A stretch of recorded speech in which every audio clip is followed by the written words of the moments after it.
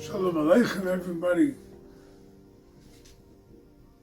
It's Lag BaOmer. Lag BaOmer is the 33rd day of the Omer. It's a special day. Question, why is it a special day? What's so special about Lag BaOmer? Okay, we don't say Tachana. Get a little break over there. But what's so special about Lag BaOmer? Well, Lag BaOmer is the yahrzeit of Reb Shimon Bar Yochai. That's the way it's written in Sfarim. He passed away on Lag BaOmer. So what's so special about that? There's a lot of tzaddikim. Rabbi Meir Balanes was just a couple of days ago, Pesach Sheni, 4 days before Reb Shimon. Maybe not the same year, but why don't we make a big deal? Or Rabbi Akiva, who was Reb Shimon ben Yochai's Rebbe. He was Nifta Erev Yom Kippur. Why isn't a big deal made out of that? Well, the first thing we have to realize is that Rabbi Akiva is such a great tzaddik. He's compared in Chazal to Moshe Rabbeinu. Mer says, "Lekam Novi oid bi Yisrael k'Moshe." A Novi never rose like Moshe Rabbeinu, but a Chacham, a wise man, a knowledgeable man like Moshe Rabbeinu, did rise, and that was Rabbi Akiva. Rabbi Akiva came from nowhere. He was a poor shepherd boy, and he gave himself over to study Torah, and he became the leading rabbi of the time. And he had 24,000 students. 24,000 students. Shepherd boy, he became the leader of such a flock. And yet the Gemara says, his Talmidim, who studied Torah from such a great light, they had such understanding of perception of Hashem, and yet they all died in the 33-day period of the Omer, from the beginning of Pesach till Lag BaOmer. 24,000 of students of the greatest rabbi of the generation, and they all died. Why? Says the Gemara, because they didn't act with respect to their friends. That's all. They didn't act to respect. You ever hear of Friar's toast? How they embarrass, ridicule a person?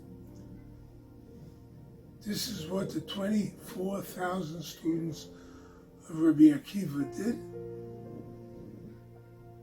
Doesn't make sense. And yet, that's what happened. So we have to understand something here. They didn't respect each other. It's more a question of they didn't love each other. They didn't have that feeling for the other person. They didn't do for that person what can be done as a friend, as a neighbor, as a community member. They were at odds, bickering, little strife, machlokas. Did you ever see a shul without strife? That's what it is. Strife, machlokas, no covet.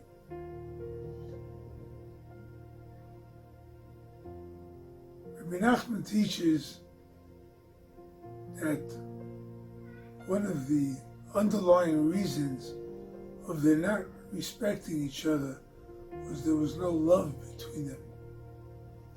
So Rabbi Akiva is the one who said, "V'yahavta l'reacha kamoicha zeh klal godol b'Torah." Rabbi Akiva said that you should love your neighbor like yourself. That is a general rule perhaps the biggest rule in Torah. Or like Hillel said, that which you hate, don't do to others. Right? But this is what happened. So why is Lag BaOmer so special? Because they stopped dying on Lag BaOmer. Lag BaOmer is the Yortzeit of Reb Shimon ben Yochai. Lag BaOmer represents whatever Reb Shimon taught. The Gemara says that after the 24,000 students died in Yevamos, Rabbi Akiva, the Torah world was desolate. Nobody knew what to do. Until Rabbi Akiva came and taught it to 5 Rabbanim. 5, just 5. Rabbi Meir, Rabbi Yehuda bar Eloi, Rabbi Yossi ben Chalafta, Rabbi Nechemiah, and the last one was Reb Shimon bar Yochai. Reb Shimon bar Yochai. The Gemara says when Rabbi Akiva was about to be killed, they asked him who should be the Rosh Yeshiva. He had Reb Meir or Reb Shimon. And he said Reb Meir should be the Rosh Yeshiva. Reb Shimon turned red that he wasn't appointed to Rosh Yeshiva. Rabbi Akiva told him, Dayecha, it's enough for you to know, Shani uborecha akidim gedulasecha, that I and your Creator know how great you are. How great was Reb Shimon bar Yochai? Well, the Arizal explains that Moshe Rabbeinu went up twice to heaven to receive the tablets, the luchos. The first time he went up to the Shar Hanun, to the 50th gate, the highest level. But when the Jews made the golden calf, he was told to go down. You can't attain that level. But he went and brought tshuva and brought forgiveness, and then he went up again to receive the luchos the second time.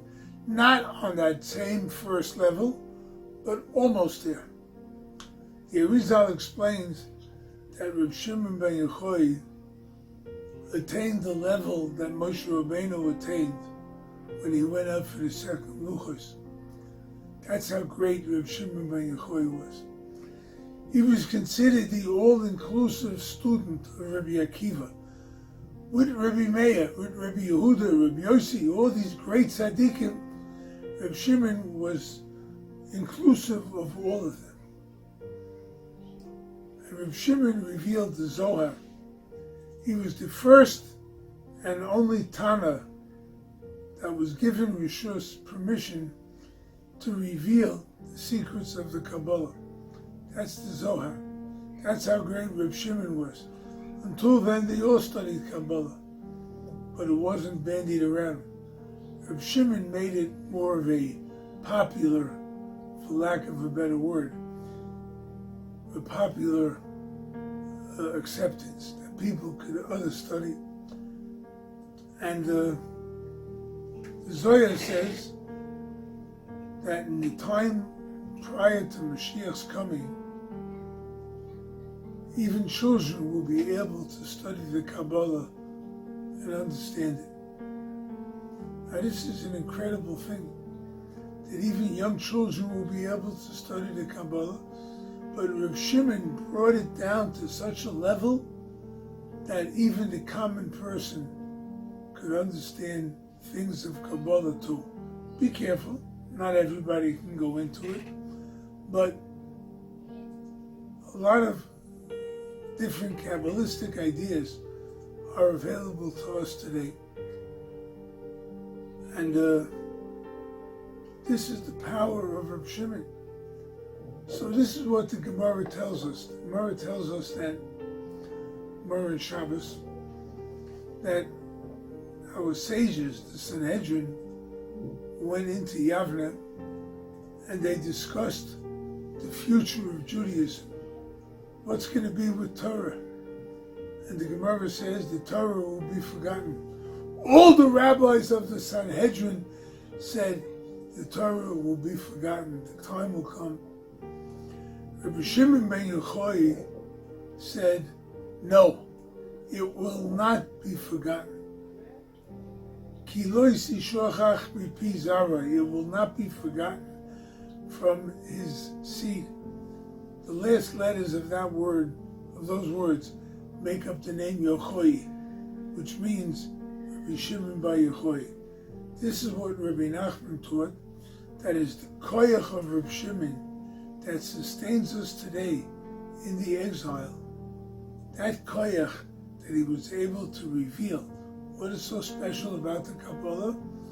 Because when you study it, you get to feel that Hashem is really with you. You can actually feel Hashem when you study Kabbalah. So we have to all be careful, right? People didn't respect each other. They didn't respect. It means that they thought they were better than the other guy. Reb Shimon ben Yochai, when he revealed the deepest secrets of the Kabbalah, it's called the Idra Rabbah. It's in Parshas Nosoi in Zoya. Before he began teaching it, he said, we, Anan b'chavivusa talya milsa, we together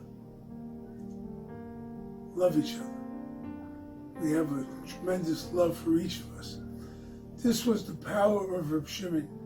And Reb Shimon said, because he was able to bring down that love and feeling and respect for others, right? This is what brought about the revelation of the deepest secrets of Kabbalah, and it will be a tikkun, it will be a rectification for all the 24,000 students that passed away who didn't have that love and respect. So this is what we learned from Reb Shimon. This is what we have to study and understand. And Be'ez Hashem, with the love that comes with us, we'll be able to really help each other and bring about the coming of Mashiach, the ultimate salvation, redemption, and the ingathering of the exiles, and the rebuilding of the Beis Hamikdash. Amen.